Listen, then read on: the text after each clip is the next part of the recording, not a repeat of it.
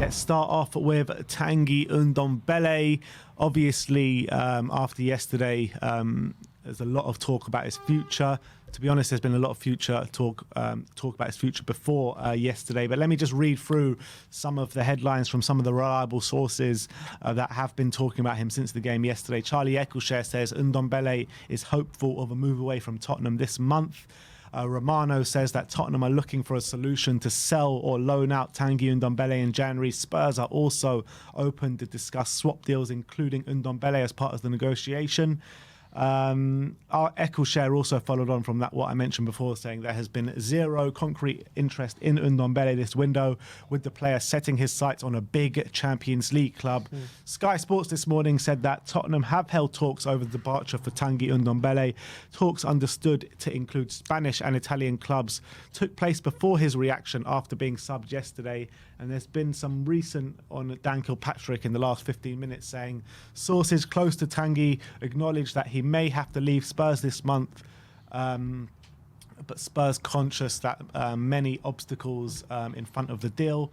And then he goes on to say sources close to Ndombele. Sources close to Ndombele said he was expressing disappointment at the scoreline, which is why he was trudging off. Oh, I don't have that one here, but... Okay. Oh, I don't. What it says that while insisting that he's still happy and determined to fight for his place, people close to Ndombele still feel he needs to move on this window. So that's the updates I got here. So no, just reading the article. It says. Oh, yeah, I see. It says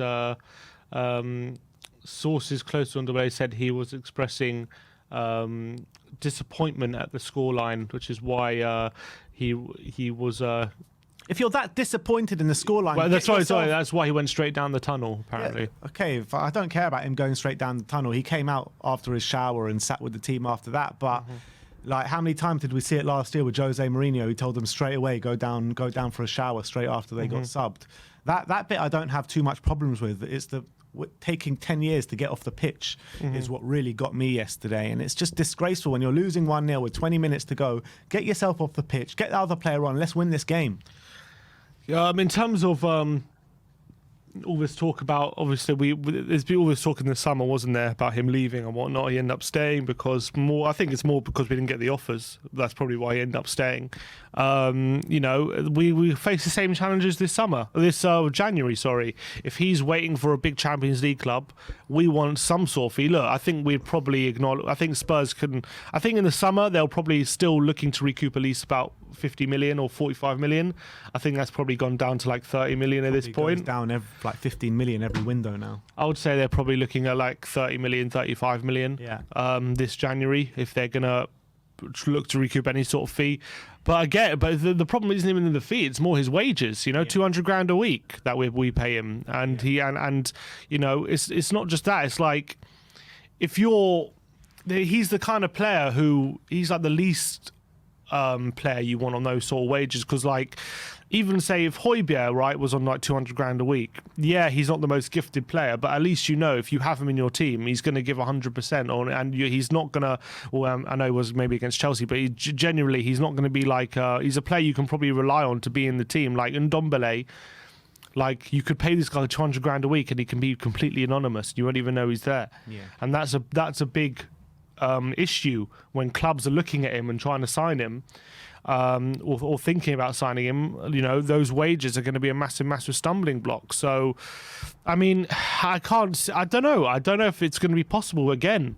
I think we've put ourselves into a corner. I don't think we're the only team to have done this to ourselves in the Premier League. I think we've seen other teams who are just stuck with players because they spend too much on them, they pay them too much, and they can't get rid of them. We've seen it with other players, other clubs, and now I think it's a situation in Tottenham where either we really lower the fee like exponentially, like something that people have to take a punt on, like 15 million or something, like really cheap, and pay like a portion of his wages or something like that, or it's a loan deal, which try before you buy kind of thing, which maybe he kills it, or he has to stick around. I don't know if I honestly don't know if it's going to be possible for him to leave unless it's going to be a loan deal this January. Yeah, I mean, his contract ends in 2025. Yeah, he signed a long contract. He signed a long contract when he signed. So. 2025, his contract ends, and I mean, it's a bad situation we're in. And like when you've got someone like that who's got all the quality in the world, literally all the quality in the world, he could be one of the best midfielders in the world if he wanted to be. Literally, that's how good he is. His quality is. When you've got someone that good and like he's just not putting a shift in, it's gonna cause unrest in the dressing room. I believe. I really believe that, and it's such a tricky situation now. We have to get him out at all costs, in my opinion. Literally all costs. Just get him out. We have to. Give him on a free. Pretty much. We have to get I think the wages off the books are actually more valuable than the transfer money coming in. Because you've got all these wages till 2025. It's a lot of money. Yeah, a lot of money, and the transfer fee fine is fair enough. You can get up to 30 million. I can't see us getting more than 30 million, but that 200 grand a week for till 2025 is bigger for me than the actual transfer fee.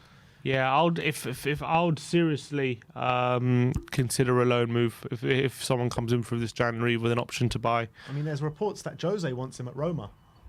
Fabrizio was saying yesterday. I mean, they've got other targets they're going for before him. I think they're talking about Sergio Oliveira or someone like that. But I think actually it would be a good move for him because actually Mourinho's probably got the best tune out of everyone. Yeah, he did. If I was Ndombele, I'd try and go to a team who likes to play attacking football and who's going to have possession and stuff like that. Someone who's more more suited to how he plays, because I feel like Mourinho and Conte, two very like defense first kind of managers. Maybe he's not the best suited to his kind of style, but Shift him off to Newcastle. I don't know. Again, like with Ndombele, I just feel like his friends left. Like I don't know. This summer, I thought might give him a kick up the arse, but it just seems as though he's been more disillusioned by the whole situation, and. I don't know. Every article keeps saying he's happy here and he wants to fight for his place, but we're not seeing it. Yeah, I mean, to be fair, though, I think in the last couple of games against Liverpool, he had a fairly good game. Yeah. I mean, not an amazing game, but a fairly good game. And I think second half, when he came on against Chelsea last week, he was probably one of our better players as well. Yeah, he was okay. I wanted him to get more involved in the game. I didn't think he was involved enough in the second half. Still one of the better players for us, though. Yeah, but that's more just about how poor we were than him. I don't think he was particularly great. I just think... I find it very difficult to see a route out of the situation right now without him getting time on the pitch to prove either a buyer that he's worth buying or to prove that he's worth getting more minutes on the first team pitch at the moment. Yes. So I just feel like as well in terms of what happened yesterday on the bench. I don't think it's the last we've seen him in Ndombele in a Spurs shirt. I think we'll see him again. And I think the next time we see him, he's probably going to get some aggravation from the Tottenham fans. But it's up to him to prove us wrong at this point. And it's all on Ndombele. It rests on his shoulders because he's got it in him. He's got it in him. But at the moment... There's only one way to change what the fans think about you. That's what Conte was saying. That's what Conte was saying. Yeah, exactly what Conte was saying. You need to change the way you do it on the pitch. But what better game to do it than the North London derby? Oh, he's not going to start. No, but he can come on. Yeah, but he won't start. I'm not saying he's going to start, but he can come on and he can do something because that's what quality he has. If he smashes it out next week, then it was all is forgiven. That's for sure. But I remember his last North London derby performance. That was absolutely shambles. Well, his last two actually. Yeah, he's never performed well in the North London derby. He's been shambles both times. Yeah. But I don't know. Both of them were away from home, weren't they?